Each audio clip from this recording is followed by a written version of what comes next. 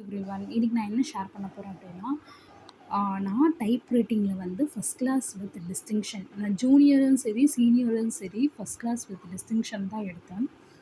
எனக்கு வந்து ஒரு ஏம் என்ன ஃபஸ்ட் அப்படின்னா ஒரு ஏம் இருந்தது.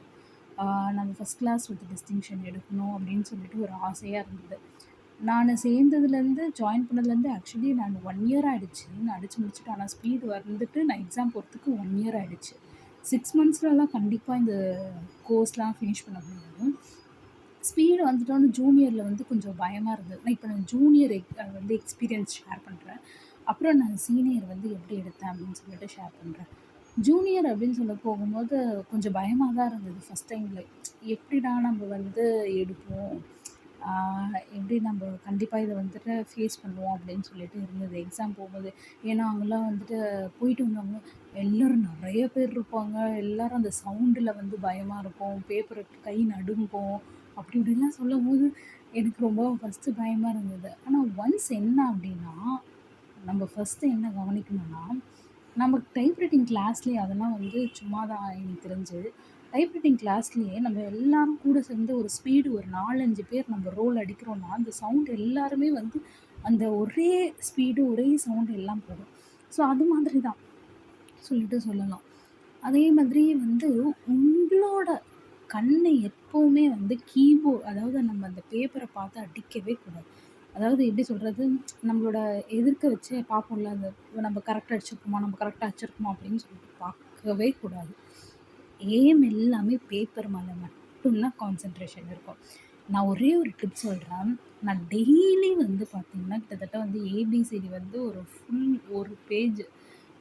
ஒரு பேஜ் அடிச்சுட்டு தான் நான் வந்துட்டு ஸ்பீடுக்கு போவேன். ஸோ ஸ்பீடுக்கு போனோம் அப்படின்னு சொன்னோன்னா, ஒரு பேஜ் ஃபுல்லாக ஏபிசிடி அடிச்சுட்டு தான் நான் ஸ்பீடுக்கு போவேனே. தினமும் கிட்டத்தட்ட ஒரு 3 மந்த்ஸ் 4 மந்த்ஸாகவே நான் வந்து தினமும் அதே மாதிரி எனக்கு ஃபஸ்ட்டு வந்து 13 மினிட்ஸ் வந்துச்சு ஜூனியரில். அதுக்கப்புறம் கொஞ்சம் அது 13 மினிட்ஸ்லேருந்து 12 மினிட்ஸ் வரதுக்கே எனக்கு 1 மாதம் ஆகிடுச்சு. 12 மினிட்ஸு, அப்புறம் 11 மினிட்ஸ், அப்புறம் தான் 10 மினிட்ஸு. ஆனால் என்னோடய எய்ம் என்னென்னா 9 மினிட்ஸ்க்குள்ளே அடிச்சிடணும். ஆனால் அது நான் பார்த்தேன்னா எக்ஸாம் வந்து போகிறதுக்கு முன்னாடி எனக்கு 8 மினிட்ஸ்லேயே நான் முடிச்சிட்டேன். எனக்கு நிறையவே டைம் 2 மினிட்ஸ் எக்ஸ்ட்ரா இருந்தது. ஆனால் சீனியருக்கு எனக்கு டைம் கிடையாது. 9 பாயிண்ட் எப்போ சொன்னேன்னா 9.80 அப்படி தான் 10 மினிட்ஸுக்கு அப்படி தான் வரும். எனக்கு பயம் ஃபஸ்ட்டு வந்து 10.50லாம் போயிடுச்சு. அப்போ தான் பயந்துட்டேன். ஆனால் சீனியருக்கு கொஞ்சம் டஃப்பாக இருந்தது. ஜூனியருக்கு எனக்கு 8 மினிட்ஸ்லேயே வந்துருச்சு. ஸோ நான் உங்களோட ஷேர் என்ன பண்ண போகிறோம் அப்படின்னா, நம்ம என்ன பண்ணணும், ஓவர் டைப் பண்ணக்கூடாது. ஸோ ஓவர் டைப் அப்படின்னு சொல்லும்போது நிறைய பேர் வந்து அடித்ததுலேயே அடிச்சுப்பாங்க. ஆனால் அது கொஞ்சம் மார்க்கு தான் கம்மி பண்ணுவாங்க. சரிங்களா? அடித்தது. இன்னொன்று என்ன சொல்கிறேன்னா, ஒரு பேசேஜ் நீங்கள் அடிச்சுட்டு வரீங்களா, தப்புன்னு தெரியுது. அவங்க ஏ வர இடத்துல ஈன்னு அடிச்சிட்டீங்க. தப்புன்னு தெரியுது. அப்படியே விட்டுருங்க. அப்படியே விட்டு அடிச்சுடுவாங்க. நீங்கள் ஓவர் டைப் பண்ணும்போது ஓவர் டைப் பண்ண உங்களோட அடுத்த ஸ்பீடு நீங்கள் பின்னாடி வர லைன்ஸ் அப்படியே மிஸ் பண்ணிடுவீங்க. ஸோ எனக்கு தெரிஞ்சு ஓவர் டைப் பண்ணுறத இப்போத்துலேருந்தே நீங்கள் ரெடியூஸ் பண்ணணும். இன்னும் வந்து ஆகஸ்ட் மந்த்தில் தான் நமக்கு எக்ஸாம் இருக்குது. சரிங்களா? இப்போ தான் ஜூலையே வந்திருக்கு. இன்னும் 1 மந்த் இருக்குது. அட்லீஸ்ட் இது 1.5 மந்த்ஸில் வந்து எப்போயுமே ஆகஸ்ட் லாஸ்ட்டில் தான் எக்ஸாம் வரும். ஸோ 1.5 மந்த்ஸுக்கு நமக்கு வந்து நல்லா ஓவர் டைப் பண்ணுறது குறைச்சிக்கணும். இன்னொன்று, ஒரு வார்த்தைக்கும் இன்னொரு வார்த்தைக்கும் வந்து கண்டிப்பாக ஸ்பேஸ் விடணும். ஸோ அப்படி இருக்குன்னா தனியாக ஸ்பேஸ் வரணும். தன்ட்டு ஒன்றா அடிக்கக்கூடாது. அடுத்தது என்னென்னா, ஃபுல் ஸ்டாப், கம்மா, கொஸ்டின் மார்க், எக்ஸ்க்ளமேட்டரி இதெல்லாம் வந்தாலே நம்ம என்னென்னா 2 ஸ்பேஸ் அடிக்கணும். ஸ்பேஸ் எப்படி 1, 2 அப்படி அடிக்கணும். மார்ஜின் இடைவெளி வந்து கரெக்டாக இருக்கணும். ஃபஸ்ட்டு நீங்கள் போயிட்டோடனே உங்கள் பேப்பரில் என்ன திரும்ப பண்ணணும், மார்ஜினை போயிட்டு டிகிரியை வந்து செட் பண்ணு 10 to 70.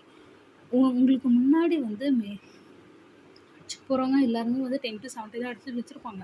ஆனால் உங்களுக்கு முன்னாடி இருக்கவங்க வேறு எதுனா செட் மார்ஜின் பண்ணியிருக்கலாம் எக்ஸாம். அதனால் நீங்கள் வந்து என்னென்னா 10 to 70 இருக்கா என் பேப்பரில், உங்களோட A4 sheet size 10 to 80 degree. இதே தான். ஃபார் எக்ஸாம்பிள் நான் காட்டணும் அப்படின்னு சொன்னேன்னா, இதை பாருங்க. இது வந்து நான் டெஸ்ட்டாக படித்த கொஸ்டின் இப்படி தான் இருக்கும். ஸோ இப்படி தான் இதே சைஸ் A4 ஷீட் சைஸே தான். அப்படியே நான் வச்சு கூட பார்த்துருக்கேன். நான் எதுவும் பண்ணுறேன். A4 ஷீட் சைஸும் இதுவும் அப்படியே ஒன்று. ஸோ அது மாதிரி 10 to 70 டிகிரி வச்சுக்கணும்.